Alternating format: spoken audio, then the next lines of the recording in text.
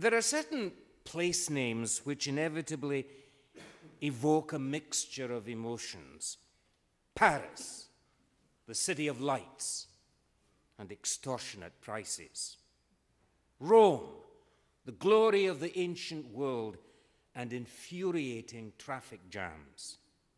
Athens, the home of Socrates and Plato and appalling pollution. Manhattan, a breathtaking skyline and the constant crush of humanity. And the village of Bethany was a bit like that, because while its name literally means the house of the poor and afflicted, in the literature of the New Testament, it's associated with some of the most important moments in the ministry of Jesus. It was in Bethany that he found the donkey for his ride into Jerusalem on Palm Sunday. It was there that he wept over the grave of his old friend Lazarus. And it was there, while eating a meal at the home of Simon the leper, that an act of unsurpassed generosity took place. Now, you'll have already noticed that there are two very different accounts of this event in the Gospels. In Mark's version, it takes place when a woman approached Jesus and anointed his head with a precious ointment. And this unexpected act must have stunned the other guests, because the practice of anointing someone's head was a mark of respect practiced by the Romans and not by the Jews. However, John tells a very different story, for according to him, we're told that the woman didn't anoint the head of Jesus, but poured the ointment over his feet and then wiped them with her hair which she had unclasped in a gesture of love. The pouring out of the ointment was hard enough to understand, but a woman unbinding her hair in public was an outrageous act, because in her society it was held to be the mark of a harlot. But there's one other important difference between Mark's account and the one left us by John. In Mark's version, Judas Iscariot is never mentioned, while in John's rendering, it was Judas and Judas alone who was so offended by the extravagance of the woman's gesture that he exploded with, "What a waste!" But in addition to that, he was also outraged at the squandering of the ointment, because it might have been sold for 300 denarii and the money given to the poor. Not, explains John, not because Judas gave a fig about the plight of the poor, but because he was a thief and wanted to pocket the money for himself. Mark doesn't give the woman a name. It's John who says that she was Mary, the sister of Martha and Lazarus. But quite frankly, her identity isn't nearly as important as what she did. For at one level, you could say that her act of devotion transformed the name of Bethany from the house of the poor and afflicted to the village of lavish generosity. But at another and at a deeper level, we would have to say that her unsolicited gesture has left us with a dramatic contrast, a contrast that's still being lived out in the life of the world today and even in the life of the church. Because it's here we come face to face with a contrast between an extravagant mind and a miserly mind, between a generous mind and a market mind. First of all, there have always been those among us with a miserly mind. What a waste! That, according to Mark, was the reaction of every one of the guests that night, but John chose Judas Iscariot as the only disciple who blurted out what all the others were thinking. And regrettably, there are some of us today who, though we've elected to follow the Master, still find it so hard to be generous that we're not only quick to make excuses for our own lack of liberality, but are even driven to censure it when we find it in others. What a waste is our immediate reaction. Because look at all the gifts we possess in abundance, yet are loath to spend or share or give away. We might not all have a well-padded bank account, but every one of us has the capacity to spend our affection or share our encouragement or give away our commitment to inclusiveness. There are people all around us who yearn to be told that they're loved, or who long for an ear that will listen to their cry of loneliness.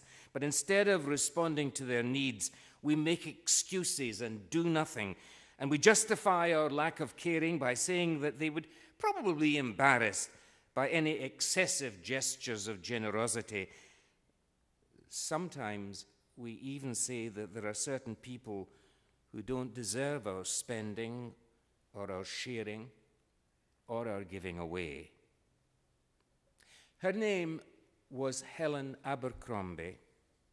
She was in her mid-90s and was a member of a congregation I was serving. I would spend endless visits listening to her wandering mind retell the same cycle of stories from her long-ago past. One day I met a colleague and was complaining about the amount of time I seemed to be wasting listening to Helen and her by now all too familiar tales about her life as a young adult. But he taught me a valuable lesson. Helen, he said, sounds like the kind of person who needs to explain who she is today by remembering who she was yesterday. It was a much-needed rebuke, because I was about to cut down on my visits, to become, in other words, more miserly with my time. But my colleague had shown me that even something as simple as lending an ear was a gift which Helen so desperately needed. What a waste, says the person with a miserly mind. Ah, Judas, it seems as though you're still with us, because there are some of us who are still tempted to think of everyone as a balance sheet on which we can calculate whether they're really worth our time or our compassion. But there was another response that day, and it has to be called the sign of a market mind. The ointment, it says, the ointment might have been sold for 300 denarii. It's the voice inside so many of us that's always calculating everything according to the laws of commerce, weighing everything in the scales and carefully computing its worth. Oscar Wilde once described it as the kind of person who knows the price of everything and the value of nothing. And many of us continue to do it in a host of different ways. Parents do it when they measure the worth of a college education only in terms of what financial benefits it might provide their offspring in the future, rather than seeing it as a priceless experience that will continue to mold their character and refine their values. Homeowners do it when they calculate the worth of their property only for its appraised value, rather than also seeing it as a safe refuge for their family. A new job is judged solely by the salary it pays and ignores the satisfaction that it might or might not bring. We assess the prosperity of a congregation by the size of its endowments and not by the scope of its mission. Or we gauge the success of a worship service by the number of people who attended, rather than by what blessings it might have brought to those who had participated. The ointment might have been sold for 300 denarii. That's the market mind at work. And it's to be found among us everywhere we turn. The success of numbers is all that matters. Making a measurable profit becomes our God, regardless of its cost to our moral integrity. It's the sort of calculation which would tell you that Francis of Assisi had wasted his life as a humble monk when he might have enjoyed all the privileges of the Italian aristocracy into which he was born. Or that Kagawa, who turned his back on a family fortune to work in the slums of Tokyo, was more to be pitied than admired. It's the sort of mind that can never understand why Albert Schweitzer buried himself in Africa working as a missionary when he might have been a world-famous musician. The ointment could have been sold for a profit. Ah, Judas, it seems as though you're still with us because a market mind continues to have its devotees in both the life of the world and, I'm sad to say, in the life of the church as well. And its withering effects continue to cripple us instead of challenging us to share our time and our talents with those around us, even as God has showered on all his human family his uncalculating generosity. But now, take a moment to compare a miserly mind and a market mind with a mind that is extravagant. Every time I hear this story, I'm struck by its contrasts. On the one hand, there's the unself-consciousness of the woman's gesture, a gesture which is reflected in the arithmetic of love, while on the other, there's the sniping of those who tried to sully her gesture with their shrewd calculations and their sneering cynicism. However, the Gospels leave us in no doubt about where the Master's values lay. Leave her alone, he said, for she has done a beautiful thing. How our Lord loved open-handed generosity.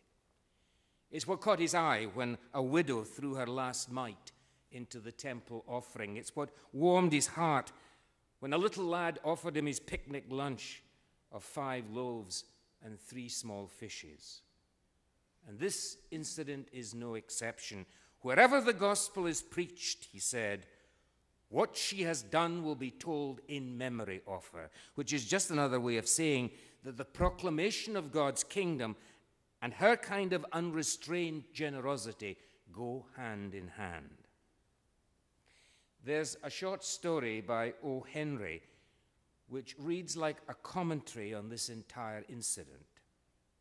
It's about a young couple who were desperately poor. In fact, their only 2 assets were a gold watch which Jim had inherited from his father and Della's long, luxurious brown hair. Christmas was approaching, and neither of them had the means to buy the other a present. So what did they do? Unbeknownst to Jim, Della went out and sold her hair in order to buy a platinum fob for his gold watch. And Jim came home with a set of jeweled combs for Della's hair, but to pay for the combs, he had had to part with his father's watch. When O. Henry wrote that story, God must have smiled. For it's the kind of foolish lavishness that stands at the very heart of the gospel. It's what Jesus meant when he said that whoever saves his life will end up losing it, and whoever dares to give it away will end up saving it. And it's why the cross stands at the very heart of our faith, and not the values of a miserly mind nor the calculations of a market mind. Because it's the generosity of God's love which can rescue us from a religion of careful calculations. The miserly mind and the market mind may allow us to eke out a sparse and grinding existence from day to day. But it's only when we dare to be extravagant as Jesus was at a place called Calvary, that life can be transformed into a joyful sacrament. And it's why the theologian Paul Tillich described this event as an act of holy waste. And it's why this story continues to be told and retold from one generation to the next. But what was done that balmy night in Bethany is emblazoned in the gospel narratives because it was such a beautiful thing. Beautiful because it abounded in its liberal, nay, in its extravagant generosity. This is the gospel of Jesus Christ. Thanks be to God.